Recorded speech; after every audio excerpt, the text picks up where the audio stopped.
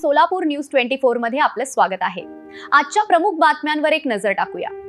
करमाळा तालुक्यातील केम येथे वीट भट्टीवर काम करणाऱ्या कामगाराचा अज्ञात इसमांनी खून केल्याचा प्रकार करमाळा पोलिसांनी उघडकीस आणल्याने सर्वत्र खळबळ उडाली आहे।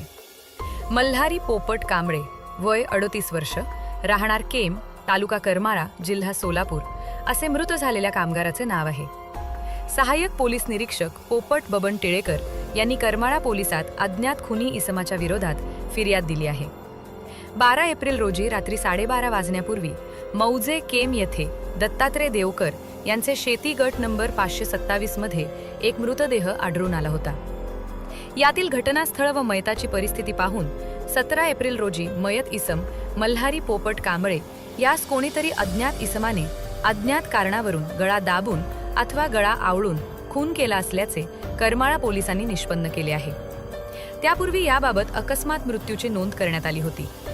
चौकशी अंती खून निष्पन्न झाल्याने अज्ञात इसमाविरुद्ध सरकारतर्फे फिर्याद दिली आहे।